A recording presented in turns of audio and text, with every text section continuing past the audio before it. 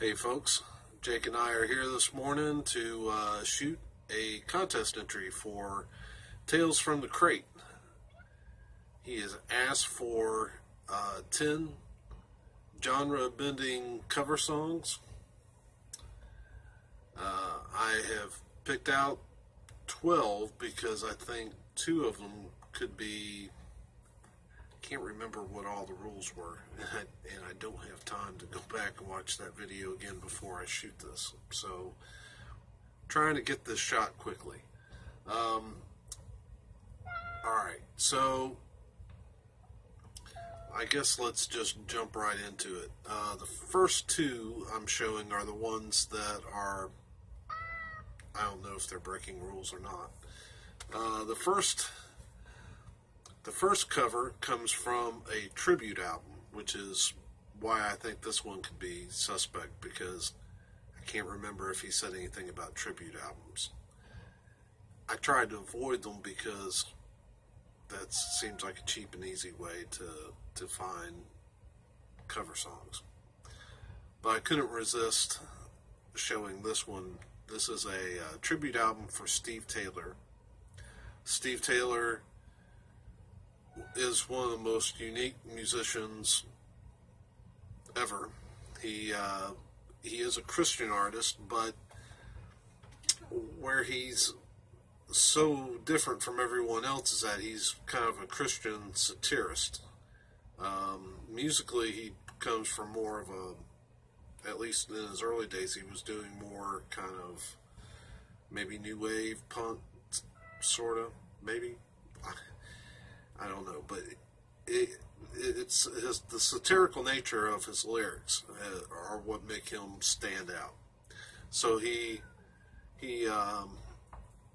so just a little history on Steve Taylor real quick. Christian satirist until he did like a half dozen albums, and then he put together a mainstream band called Chicago Vera.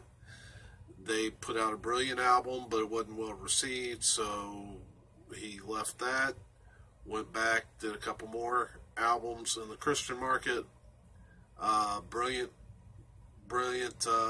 albums. Then he kind of quit doing that to direct, and he directed movies like Blue Like Jazz, based on the Donald Miller novel. So, and then he's recently come back and done a couple more albums.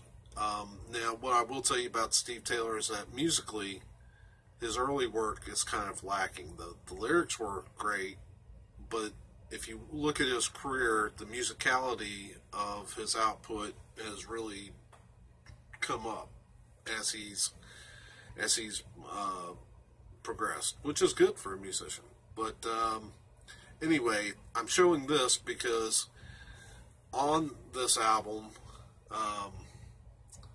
Bride covers his song, We Don't Need No Color Code.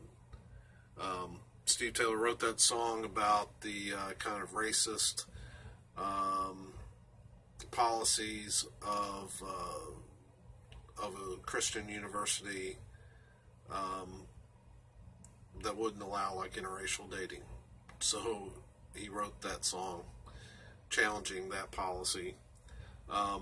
But Bride, you know, like I said, Steve Taylor was kind of pop, new wave, alternative, and then Bride comes along and puts a heavy metal spin on that song, and it made it so much more listenable. Great arrangement. This and I'll just mention this quickly, there's also right a couple songs before Bride, Deliverance did On the Fritz, which is kind of cool. Deliverance, I'm talking the thrash, Weapons of Our Warfare, Deliverance. Alright, so Bride doing We Don't Need No Color Code. Consider this, I guess, like an exhibition or an honorable mention or whatever. The other one that I'm going to bring up is, could be debated that it's not that genre bending. I would say it is. It's Eva Cassidy. The album is Live at Blues Alley. on this album. She does a cover. Let's see. It's the first one on the second side. Fields of Gold. That is the Sting Fields of Gold. Now, Sting's arrangement, as everyone has heard, it was a very just pop single. Eva's was more stripped down, just guitar and her voice, which was so pure and otherworldly on this arrangement. But I would say that, you know, you're going from pop to folk, maybe not the biggest jump as far as genres go, but I mean, yeah, just an amazing cover. Everyone who's heard it has said that she really owns that song as she does it on this CD. Yeah, brilliant.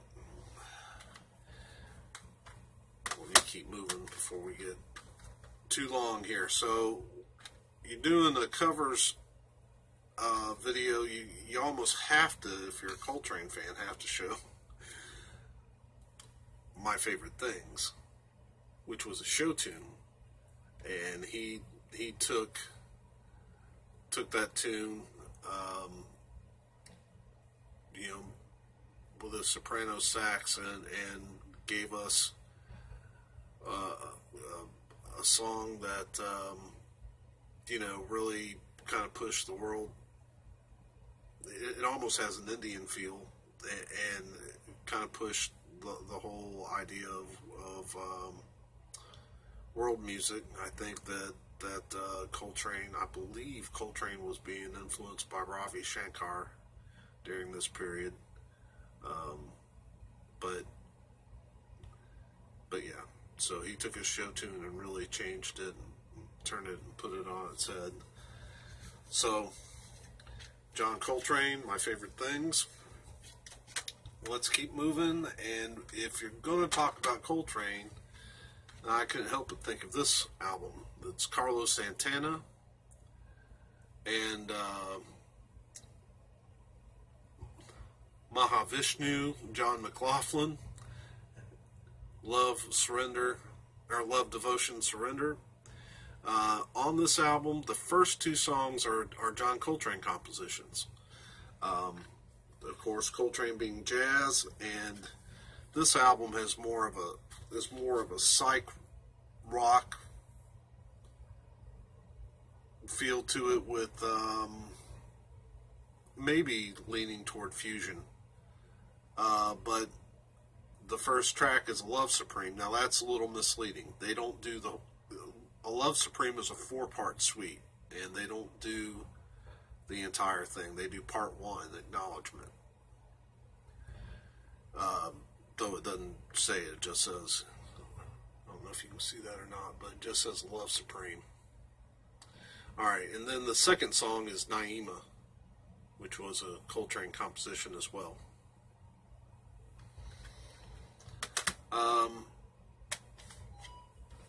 Next up, Ken Tamplin, from the album An Axe to Grind. This is a hard rock metal album, a very guitar-oriented album. An Axe to Grind. Yeah, and he's sitting on a guitar, so corny cover aside. Anyway, the song 15 is All the Things You Are. And that's a jazz standard written by Oscar Hammerstein and Jerome Kern. And if you listen to the early part of it, it sounds pretty much like a jazz standard until he explodes into an electric guitar solo right in the middle of it. Kind of a unique twist on that song.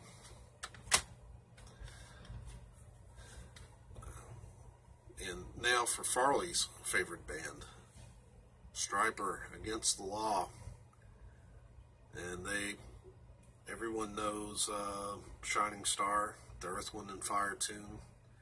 And Stryper came in, cranked up the guitars, and rocked it out. And Stryper doing Earth, Wind, and Fire's Shining Star. Next up, Brian Duncan and the Neo Soul Band. This is a Christian soul band. The song is the last song, number 10. Maybe I'm Amazed. Yes, that's the Paul McCartney tune. Again, to listen to it from the front half of the song, it may not sound that different, but Brian took the song, kind of made it a gospel tune, and by the end of it, it's quite different from the original. The next song actually introduced me to this band. I don't think I've ever mentioned them, but I do like this band quite a bit. I have most of their CDs. I was at Cornerstone, I believe it was Cornerstone 99, and I was headed to the main stage to hear a band play. And as I'm walking over the hill toward the main stage, I'm hearing U2's Bullet the Blue Sky get rocked. And it was P.O.D. and it was their cover of U2's Bullet the Blue Sky from Fundamental Elements of Southtown.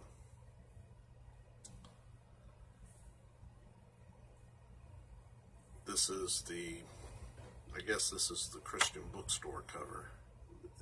The regular cover doesn't have the black borders, but yeah, I'm a fan. And they rocked it, and that was my first exposure to P.O.D. I love this band a lot too. It's Robert Randolph and the Family Band, and the cover is Bob Dylan's "Shot of Love."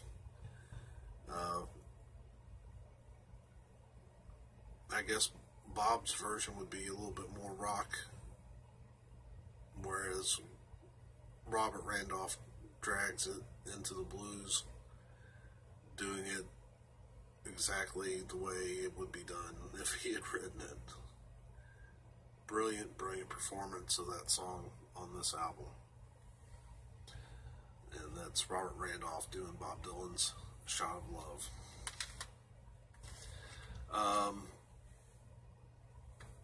I'm a huge Johnny Cash fan. I'm also a huge One Bad Pig fan. And believe it or not, One Bad Pig brought Johnny Cash into the studio, and they did a cover of Cash's Man in Black. So if you can imagine, it sounds great. It's they managed to do metal. Well, you know, the Pig usually do a blend of punk and metal, and they did it and managed to make the arrangement where Johnny could actually sing with them, and it sounds fantastic. And that's from the album Ice Cream Sunday. One Bad Pig and Johnny Cash doing Johnny's Man in Black.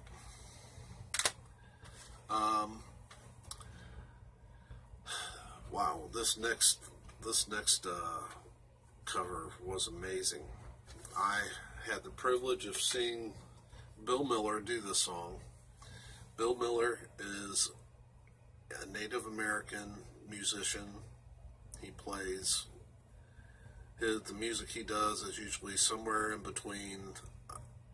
Well, he plays these pipes, Native American pipes, and he also plays acoustic guitar, And what he did on this album, he covered Johnny Cash's Folsom Prison Blues, and it's amazing.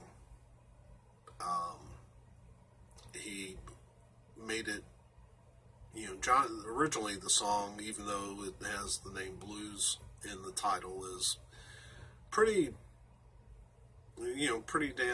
right down Johnny's alleyway of, country, maybe borderlining on rockabilly.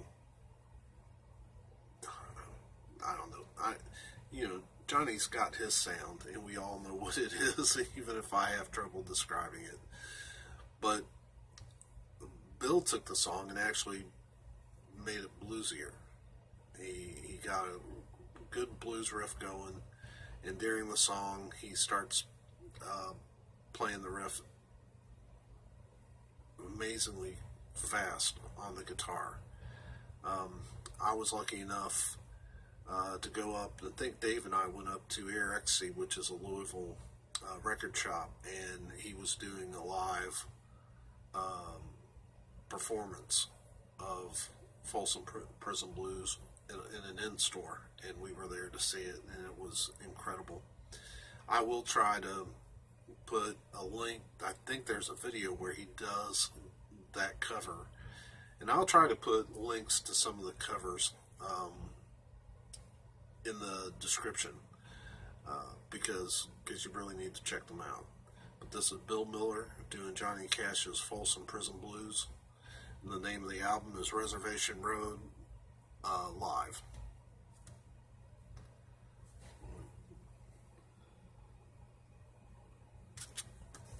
Bill Miller is also, let me say this too, he's not only a brilliant multi-instrumentalist, he's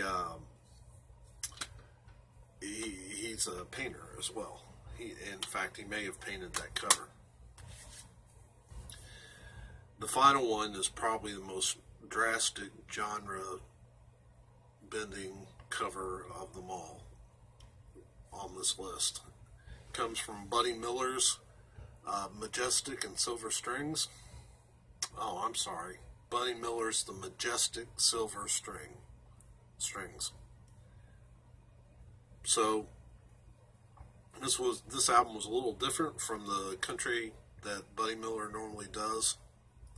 On that particular song, he didn't even sing lead. On this song, I'm trying to think, they brought in Mark Anthony Thompson to sing lead, also known as Chocolate Genius. And what they did was they took the song Dang Me, the famous Roger Miller song, Dang Me, they ought to get a rope and hang me, and they slowed it way down, dirtied it up, where Johnny Cash could have done a black and white type video to it. I mean, it was in that vein, only the vocal performance is much different with Mark Anthony Thompson doing his vocals. Let you see the cover.